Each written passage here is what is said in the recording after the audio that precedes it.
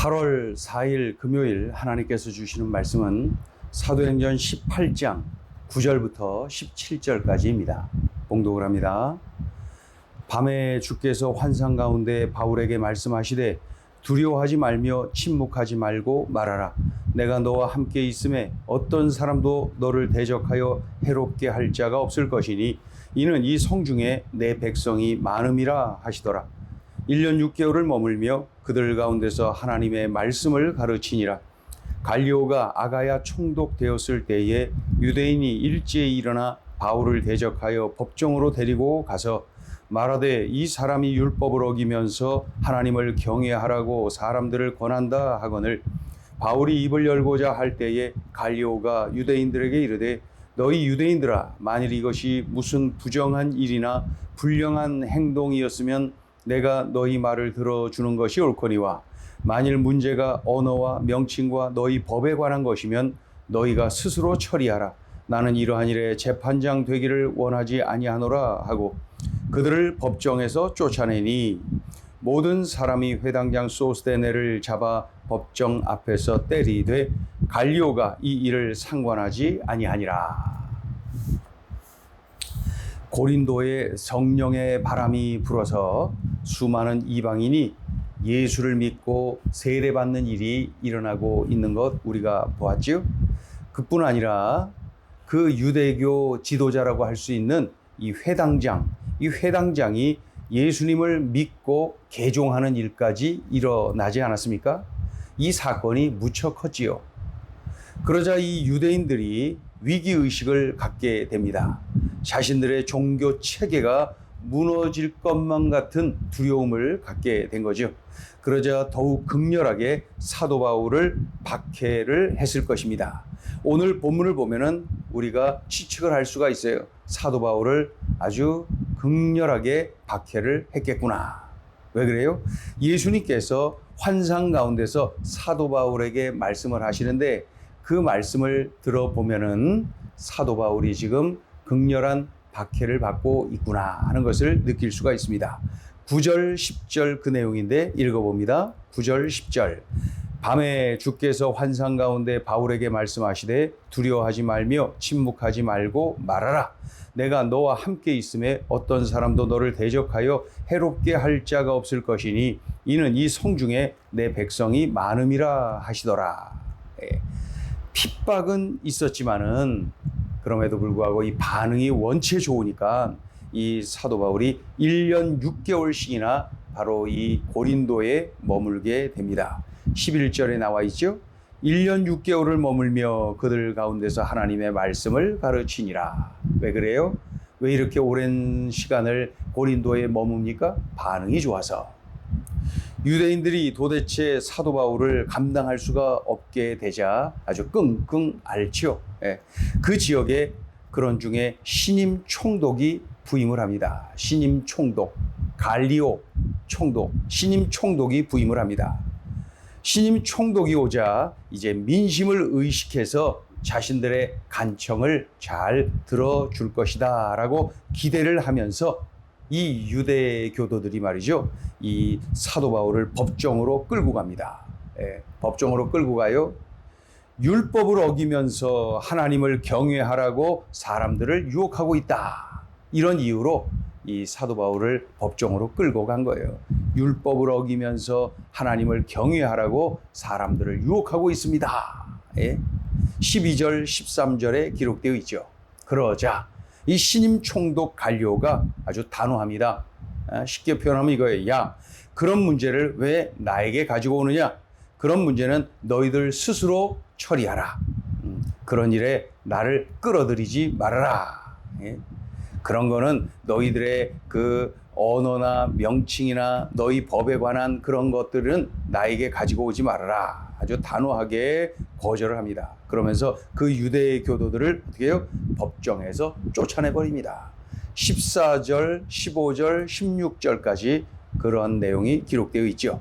그러자 이 화가 난 그 유대인들이 말이죠. 회당장 소스데네를 잡아서 때립니다. 회당장 하면은 유대교의 지도자급 아닙니까? 그런데 그러한 사람 그 소스데네를 잡아서 때리는 또 사건이 일어납니다. 그런데도 불구하고 이 신임 총독 갈리오는 상관하지 않습니다. 너희들의 그런 종교적인 문제로, 너희들의 법에, 너희들 자신들의 그 법에 관한 문제로 인하여서 너희가 그렇게 하는 거 나는 관계하지 않는다. 17절 같이 읽어볼까요? 17절.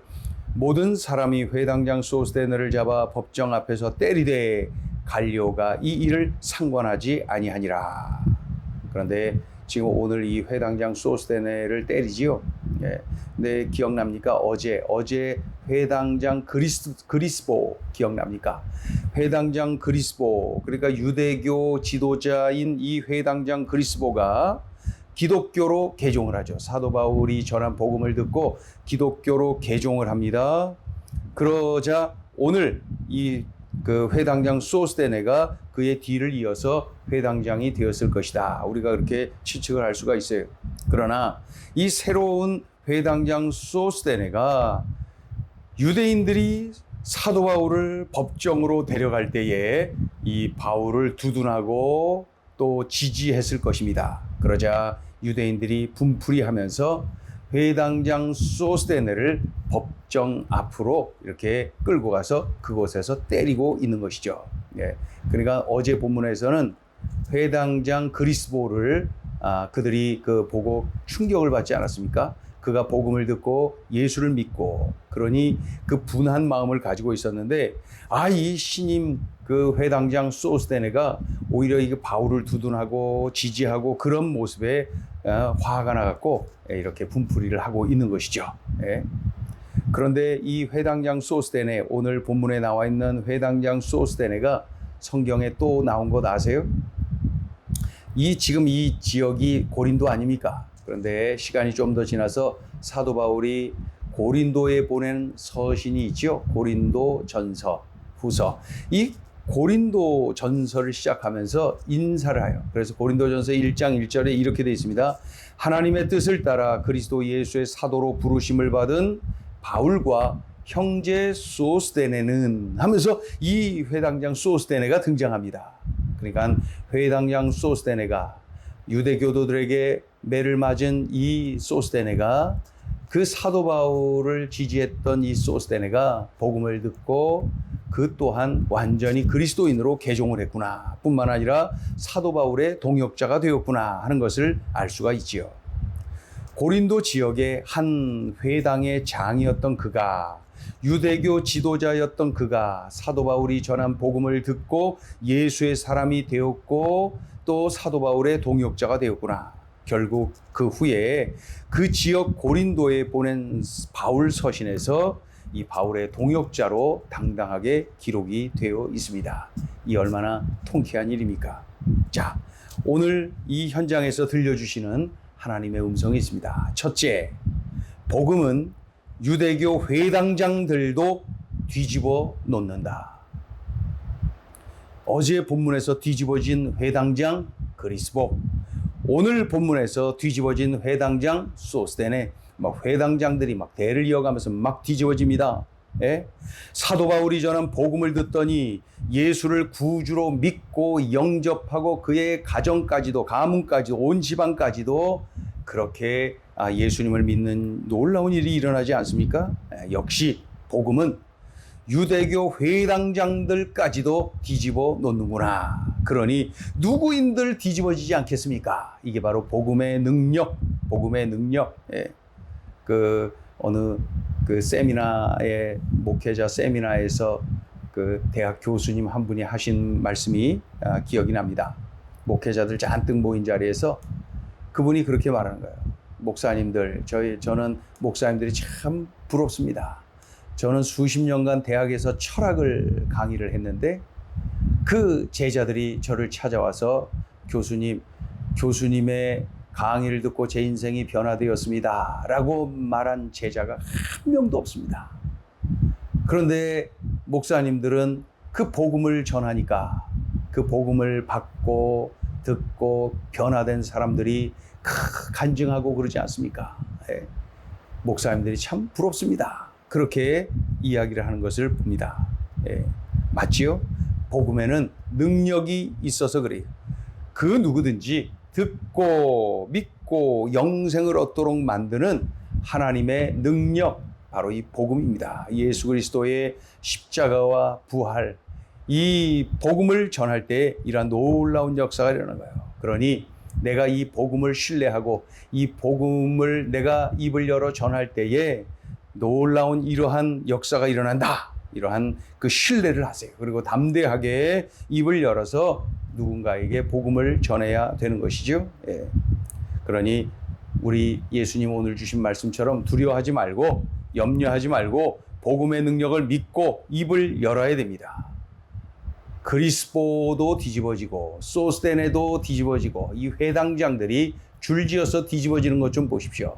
사도 바울이 말을 잘해서 그러나요? 아니, 사도 바울이 언변이 탁월하고 지식이 충만해서 그런가요? 아니에요.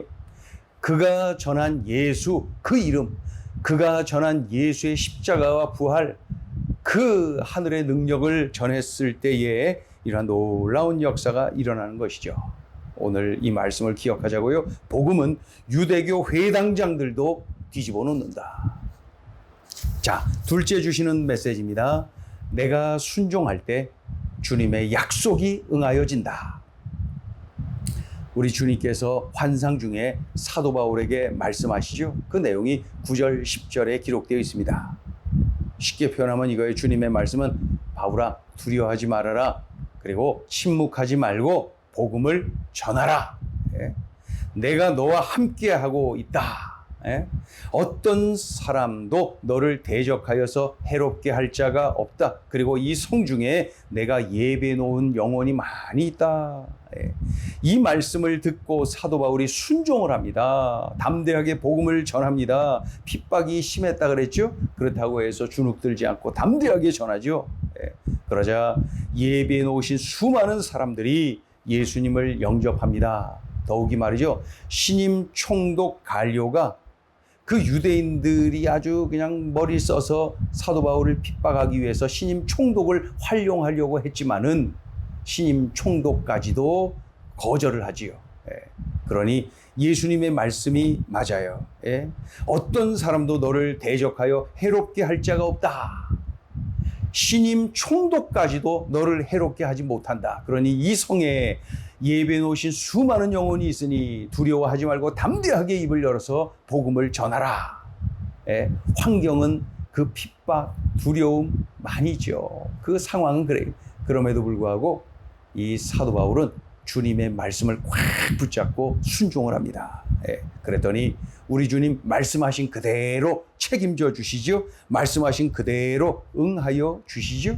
그러니 우리는 주님의 말씀을 듣는 대로 순종하면 주님의 말씀이 응하여지는 복을 누리게 됩니다. 그래서 성경을 읽다가 큐티를 하다가 설교를 듣다가 기도를 하다가 주님의 음성, 주님의 뜻을 내가 깨닫거든 즉각 순종하세요.